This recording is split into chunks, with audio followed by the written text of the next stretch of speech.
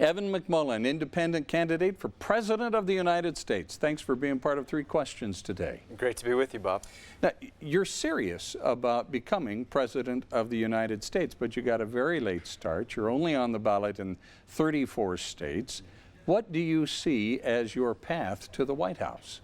Well, clearly what we're doing, or the way we're doing it, isn't ideal. I entered the race because I felt strongly that someone needed to step up and give the American people a better option. Better than what? Better than Hillary Clinton and Donald Trump. Conservative values. I'm a conservative. I'm the only conservative in this race. And no one was representing the fundamental ideals on which our country was founded. What am I talking about? I'm talking about the idea that we were all created equal. I'm talking about life, liberty, and the pursuit of happiness. These things were not being represented in this race, and I felt somebody needed to get in and do that for fear that they'd be forgotten if not. So our goal is, our electoral goal is to prevent Hillary Clinton and Donald Trump from achieving a majority in the Electoral College. We'll only be able to do that if the race is very close between the two of them. And if that's the case, we can potentially deny them both a victory and take the election to the House. Now, if the race isn't close between both of them, then we'll not probably be able to do that, to deny them both. But it's still important that we're in this race. It's important because Americans need to have somebody they can vote for, not simply against. Somebody needed to stand for these principles, and I believe it's time for a new generation of leadership in our country, Bob, and a new conservative movement that recommits itself to the cause of liberty and also to the idea that people from diverse backgrounds should be part of the conservative movement. People from different religions and different races, they can all be part of the conservative movement, and that's the way forward for that movement. What do you see as your role in this new conservative movement that you're talking about? Well, right now it's as an independent candidate for the presidency. After the election, I'll have to figure that out with my team and others who are involved and eager to see this progress. I would like to play a role. I think I would like to see a true conservative movement, a new conservative movement take root in this country. I believe the Mountain West is primed for this movement. Why do I say that? Because of the way the Mountain West rejected Donald Trump in the primaries and of course remains committed to stopping Hillary Clinton as well. The ground is fertile here for, as I say, a new movement in this space. But it will take leadership. I will perhaps be one of those, but there will be others. Why not Hillary? Why not Donald Trump?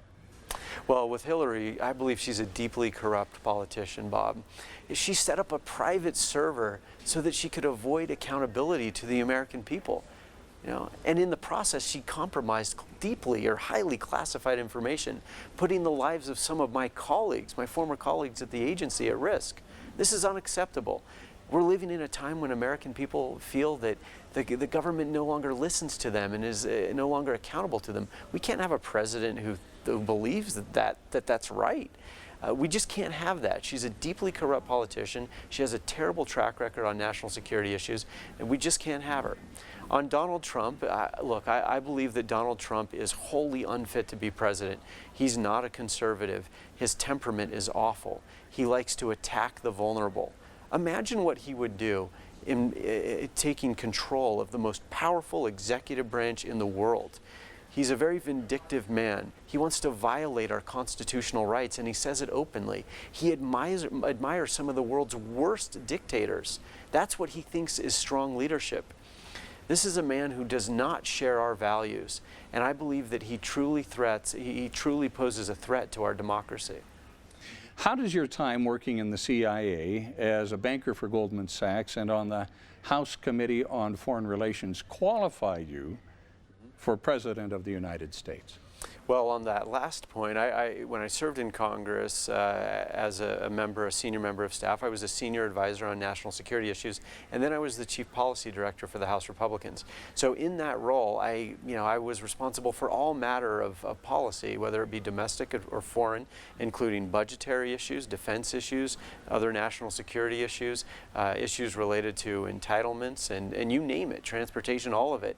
And that experience has taught me a lot about the problems problems in this country, where our government needs to reform. With regard to my time in the private sector, which included a couple of years at Goldman Sachs, I learned about, I learned what it takes for companies to thrive in a global marketplace in a way that they can create high-paying jobs here in the United States. Every president should know this. And then you asked about my service in the Central Intelligence Agency. I handled some of our government's most sensitive operations facing some of our most challenging national security threats. I had access to the most sensitive information. So I learned a lot about what it takes to secure this country, and I'm the only candidate, sadly, in this race who I believe has any credibility on national security issues. So what would you do as president? Say the unlikely happens and you do become president of the United States. What's on your agenda? Well, there's so much, Bob. One is national security. I would defeat ISIS. Okay, I would do that. I would get about that very quickly. How would you do that? Well, I would, first of all, have a comprehensive strategy. We don't have that now, and that's a big problem because our allies see that and they say, well, we're not going to get on board with this because you're not committed to it and you don't have a real strategy. We need a real strategy. How would mine differ from that which President Obama has, which isn't comprehensive? Well, I believe that we need to do something about Bashar al-Assad. And that doesn't mean that I think we ought to march in there and push him out by force. But I do believe we need to change the dynamic on the battlefield so that we can actually negotiate his departure. President Obama and John Kerry have been trying to negotiate Bashar al-Assad's departure for quite some time, but they're unwilling to change the dynamic on the battlefield to put the requisite pressure on Assad so that that negotiation yields the outcome that we desire. I think we need to do other things too. We need to support the moderate opposition in Syria. We need to support more our other friendly forces on the ground so that we don't have to invade Syria as we did in Iraq. We want to avoid that. I don't think that's necessary. I think we need to increase our airstrikes against ISIS targets. We need to prevent Assad from continuing to carry out a mass industrial scale slaughter of Syrian civilians, which is creating the massive refugee flows we've seen, as well as creating an environment in which ISIS can thrive. Poverty is another issue that is close to my heart. Almost 50 million people in this country, Bob, live below the poverty line. It's incredible. In a nation as wealthy as ours, since President Johnson declared the war on poverty in the 60s, we've spent over $21 trillion on anti-poverty programs. The poverty rate then was about 15%. It's about 15% now. Our programs now are designed to help people survive poverty. But we need our programs to help lift people out of it. And it's a partnership, you know. Sometimes our programs get in the way of people progressing. For example, if they get paid a penny too much at work, then they lose all their benefits, so they can't take a raise and a promotion that would be good for them, that would help them out of poverty, because they can't afford to lose those benefits. Those are called welfare cliffs. We need to do something about those. There are a variety of other things, but poverty is another one.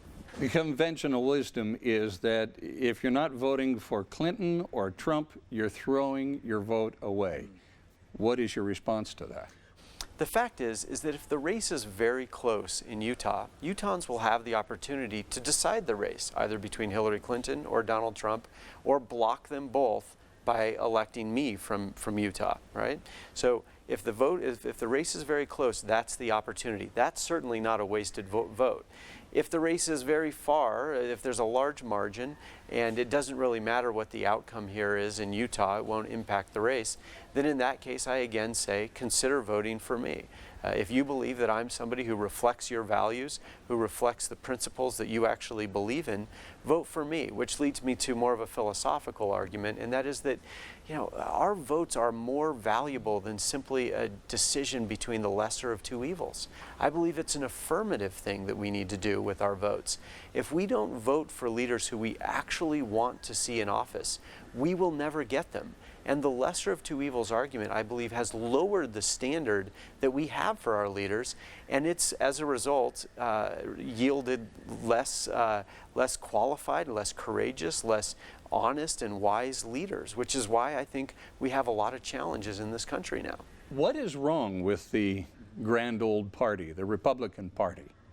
Well, what's wrong with it is that it nominated a presidential candidate this year who doesn't stand for limited government. He wants to decrease taxes, which is good, but he also wants to increase spending. How does he make up the difference? Well, he wants to borrow more.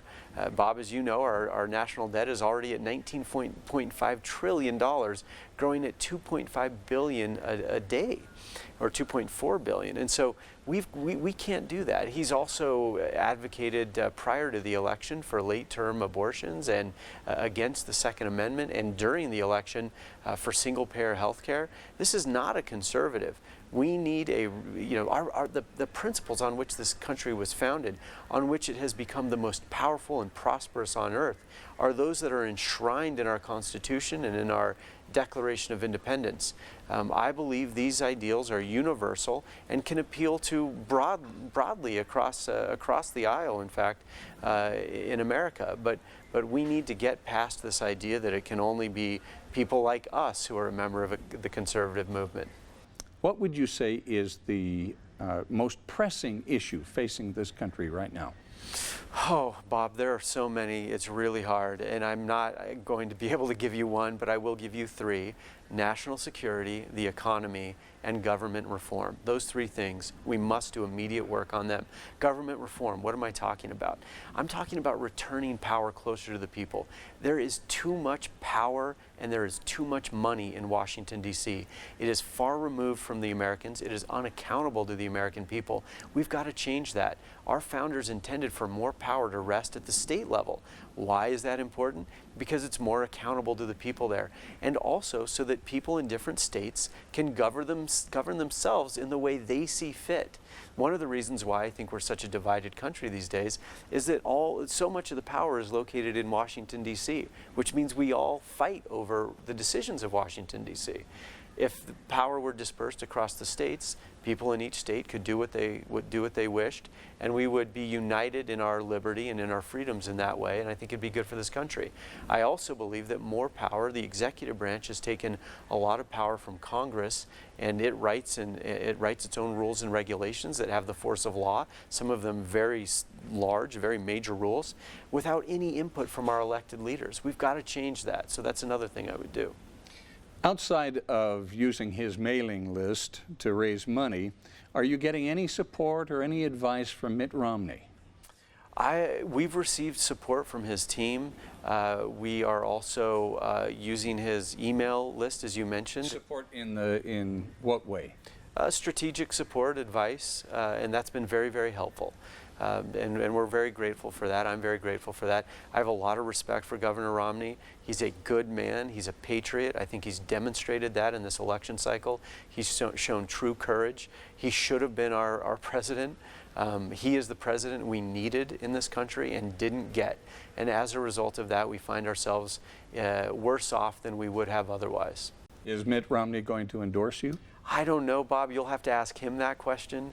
But I know that he and I share a goal, and that is that this country needs better leadership. Do you see yourself as winning this election? Seriously? Look, I've said very openly, and I will say again, that our ability to win this election depends on some things happening that we don't control.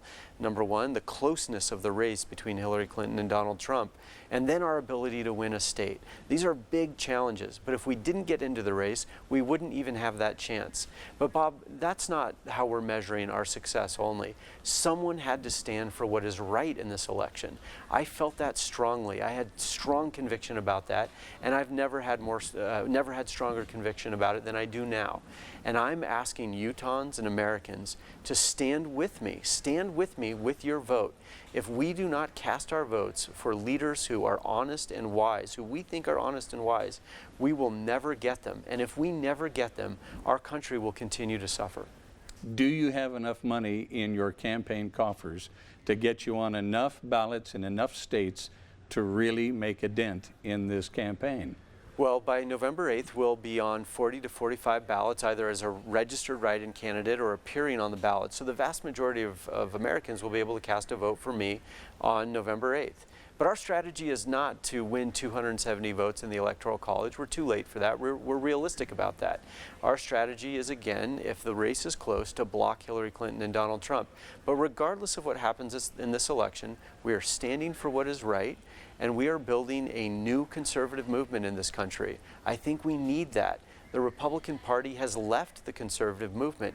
Its nominee no longer represents conservatism. We need a conservative movement, I believe, because this country needs conservative, truly conservative leadership to get back on track.